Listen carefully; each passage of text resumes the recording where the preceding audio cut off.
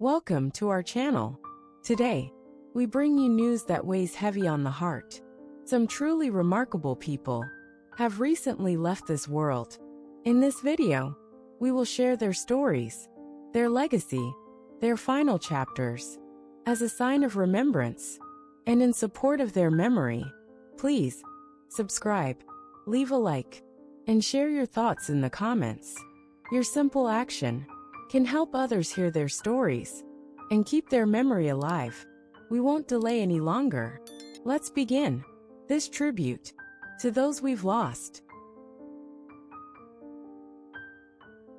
In April in Boston, Massachusetts, the world bid farewell to Samuel Jonathan Reeves, a legendary American novelist, essayist, and educator whose literary voice reshaped the narrative landscape of late 20th and early 21st century America.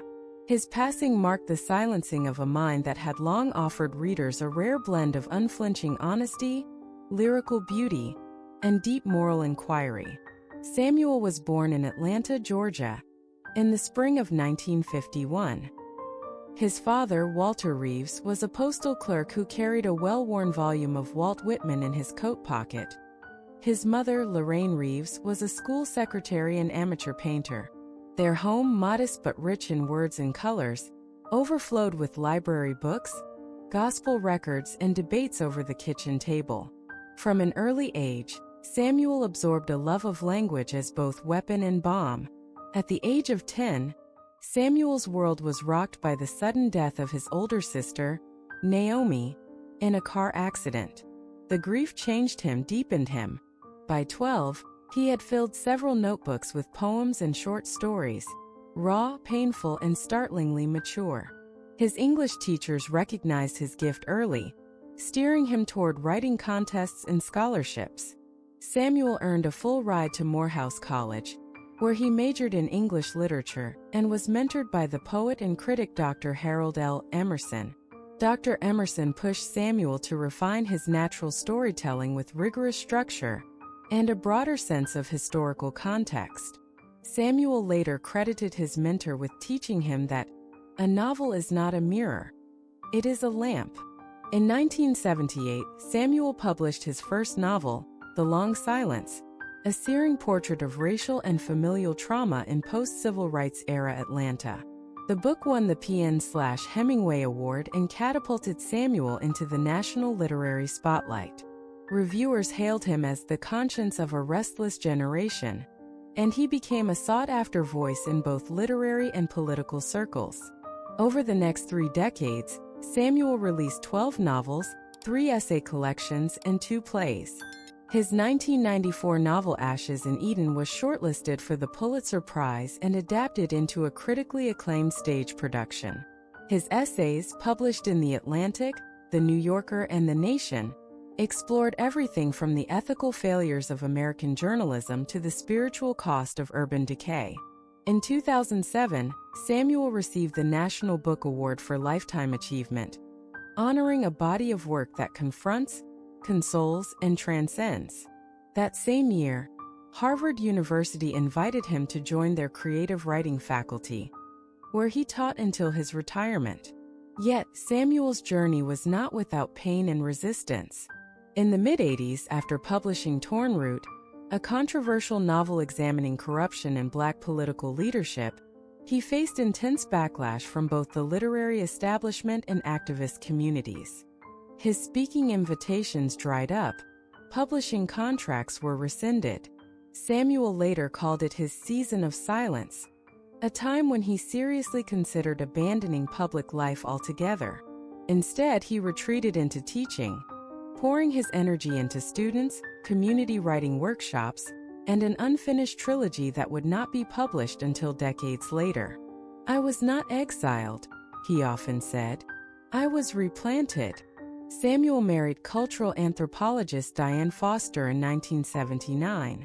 Their marriage was rooted in mutual curiosity, world travel, and shared solitude. They had 1 son, Julian, a composer, and 1 daughter, Grace, a human rights lawyer. Samuel often said his family was his quiet masterpiece. At home, he lived simply, favoring sunlit rooms, old jazz records, worn leather chairs, and the kind of long dinners that turned into philosophical debates by candlelight. He gardened, brewed his own tea blends, and took long walks without a phone or watch, believing that time only truly exists when you leave it behind. He mentored hundreds of young writers, many of whom went on to prominent careers. His encouragement was legendary: detailed feedback, handwritten letters, and a fierce insistence that they never apologize for the weight of their truth. Among his most quoted reflections were, "A country without storytellers is a country without memory. Pain is not a story, it is a beginning. Hope is not lightness. Hope is the decision to keep digging." In his later years, Samuel was diagnosed with congestive heart failure. He faced his declining health with grace, continuing to write, teach, and correspond with students until he could no longer hold a pen steadily. His final public appearance was at the Boston Public Library, where he read from his last essay collection, Weathering Light, before a tearful crowd. His final interview, given from his home, ended with the words, "I have no more pages left in me. But the stories belong to you now." Samuel passed away in his sleep, in the same city where he had given his first public reading as a nervous 23-year-old. The morning light crept softly across his bookshelves, and the world turned another page. Samuel Jonathan Reeves left behind not just memories, but an entire era embodied in his writings, ideas, and students. In April, in Minneapolis, Minnesota, the world said goodbye to Margaret Elise Redding, a pioneering American climate journalist, editor, and media reform advocate, whose career shaped the intersection between environmental truth-telling and public consciousness. For over 4 decades, she brought clarity to chaos, demanded accountability from the powerful, and gave voice to both the earth and those most vulnerable to its changing moods. Margaret was born in Denver, Colorado, in the autumn of 1956. Her mother, Sylvia Redding, was a librarian. Her father, Thomas Redding, worked for the National Park Service. She grew up in a modest, book-filled home that sat on the edge of the Rocky Mountains. Her earliest memories were of long hikes with her father, identifying birds, watching the snowline rise each year. By the age of 10, Margaret was keeping a daily weather journal and had memorized every tree species native to Colorado. But her childhood was not untouched by hardship. At 14, her home was destroyed in a flash flood, an event that devastated her family and deeply imprinted on her consciousness. "That was the moment," she later said, "when I realized that nature isn't just beautiful, it's urgent." Margaret attended the University of California, Berkeley, where she studied environmental science and journalism. Under the mentorship of investigative reporter Hal Brodsky, she found her voice, sharp, unflinching, and ethically rooted. Her first published article, Burning Truths, Wildfires and the Cost of Denial, ran in Mother Jones in 1981 and won a George Polk Award the following year. In the early 90s, Margaret launched The Tipping Point, a monthly magazine dedicated to environmental reporting, investigative climate journalism, and storytelling from frontline communities. Long before climate change was part of mainstream media, she was publishing stories about ocean acidification, indigenous land loss, and corporate greenwashing, stories that others deemed too niche or alarmist. Her 1998 series The Heat We Made exposed secret oil industry memos that confirmed internal knowledge of fossil fuel-induced climate change as early as the 1970s. The series won the Pulitzer Prize for Public Service and pushed Congress into opening formal hearings on environmental accountability. In 2010, Margaret received the National Medal of Freedom from the United States government for a career dedicated to the defense of truth, the earth, and the people caught in between. That same year, she became the first climate journalist ever inducted into the American Academy of Arts and Sciences. But even trailblazers stumble. In the early 2000s, The Tipping Point faced bankruptcy. Digital transformation left print media behind, and Margaret struggled to adapt. She briefly stepped away from journalism altogether, volunteering at food co-ops and teaching media literacy at local high schools. The hiatus recentered her, and when she returned in 2008, she relaunched the publication as a digital cooperative owned by readers and contributors alike. Her personal life was rich in love, complexity, and contradiction. She was married twice, first to photographer James Lawton, with whom she had one daughter, Isabel, and later to marine biologist Dr. Karen Velasquez, her partner for the last 22 years of her life. They lived in a timber frame home outside of Minneapolis, powered entirely by solar panels, surrounded by heirloom vegetables and rescued greyhounds. Margaret was both fiercely private and profoundly generous. At home, she baked sourdough bread, hand-bound notebooks, and spent hours reading by candlelight. She was known for her annual solar solstice parties, where climate scientists, poets, and local activists would gather to share food, stories, and predictions for the planet's future. She mentored dozens of young journalists, many of whom now lead environmental desks across major publications. She often reminded them, "A fact is not a truth until it moves someone." Her most quoted lines include, "The planet doesn't need saving, it needs witnesses. We are not reporting from the edge of a cliff. We're reporting while falling." To tell the truth is not neutrality, it is loyalty to the living. In her final years, Margaret was diagnosed with pancreatic cancer.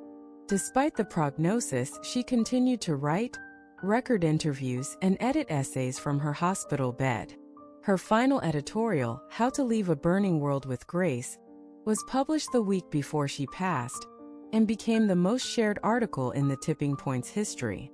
In her last interview, conducted in a quiet garden behind her home, she said, "We don't get to choose what time we're born into, but we do choose what kind of witness we become." She died peacefully, wrapped in a hand-woven quilt gifted by a Lakota water protector she once profiled. Outside, the wind moved through the prairie grass, the same rhythm she had always listened for.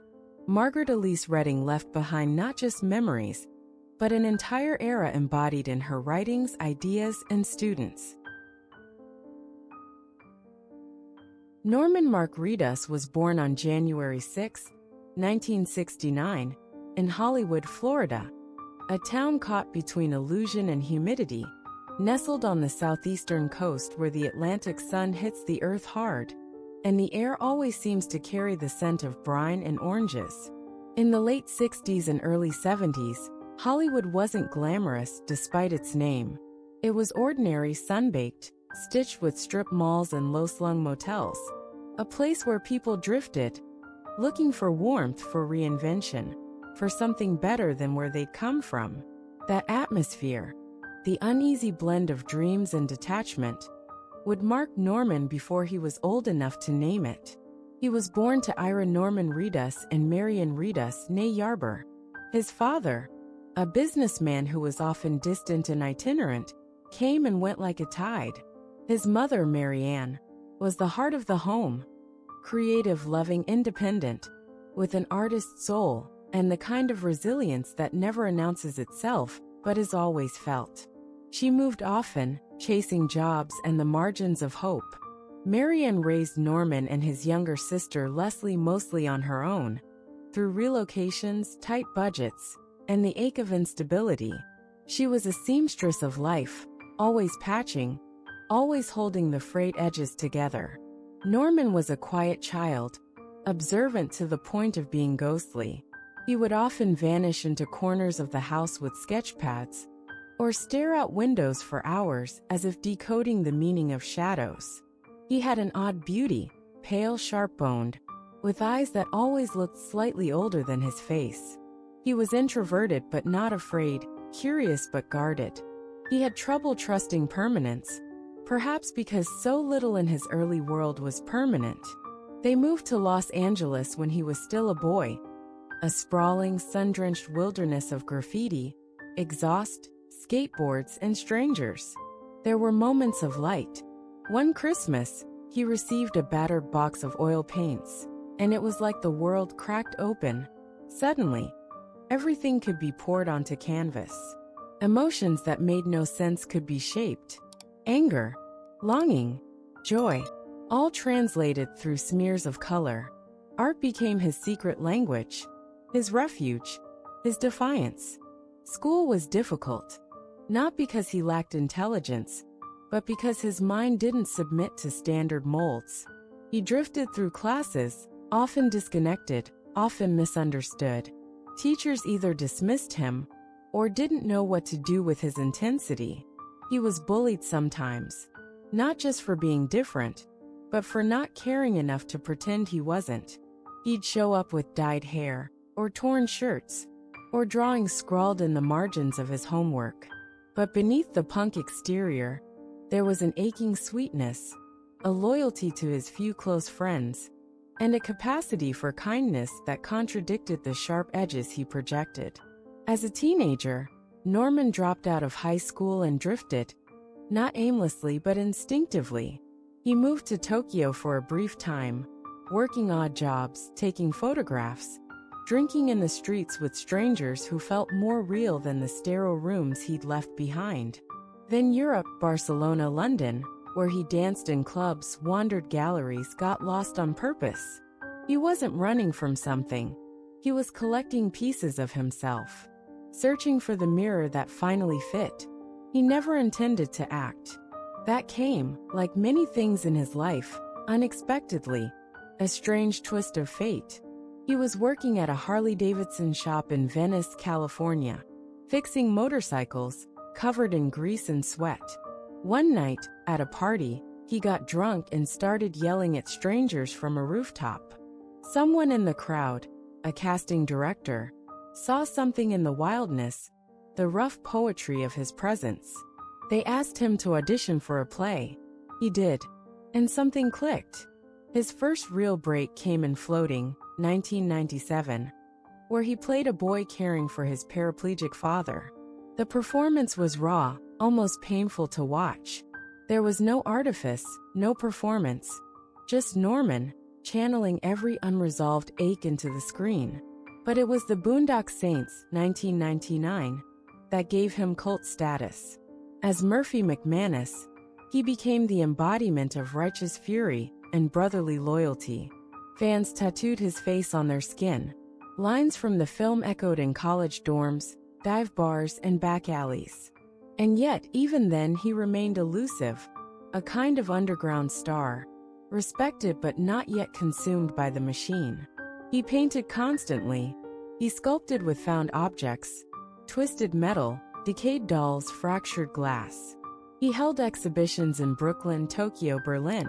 Acting was never his only expression. It was just one of many windows. Then came The Walking Dead.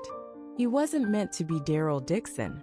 The character didn't exist in the comics. But Norman brought something unignorable to the audition. A mix of violence and vulnerability. A man who looked like he might kill you or cook you dinner, depending on the light. The writers created Daryl for him.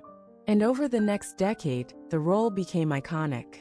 Daryl was a redneck with a crossbow and a chip on his shoulder.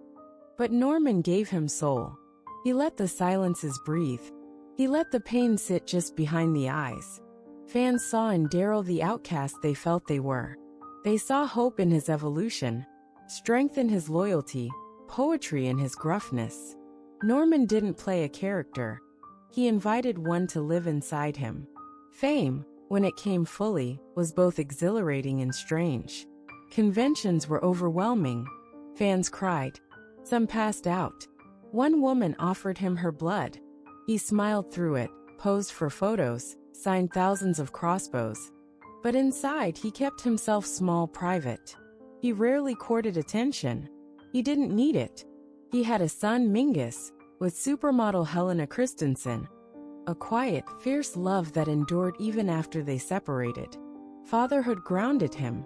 "He's the only thing I've ever done right without trying," he said once softly. His love for Mingus was quiet but immense.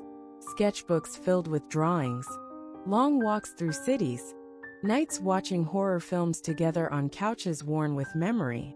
He later found lasting love with actress Diane Kruger. They shared a strange harmony, both beautiful in asymmetrical ways, both scarred and seeking something soft. Together, they had a daughter. Norman became calmer. He traveled less. He started taking photographs at dawn, watching cartoons, planting flowers. But there were setbacks, injuries on set, periods of anxiety, the feeling sometimes that he was being swallowed by Daryl, that people loved the character more than the man. He took breaks. He went back to sculpture. He made a travel show, Ride with Norman Reedus, where he could just be, riding motorcycles with friends, meeting weirdos, tasting food in forgotten towns. He never stopped making art. In his later years, his home was a cathedral of broken beauty, sculptures that looked like nightmares dreaming, canvases that bled. He taught workshops for underprivileged teens. He wrote poetry under a pen name. He published a graphic novel with no words.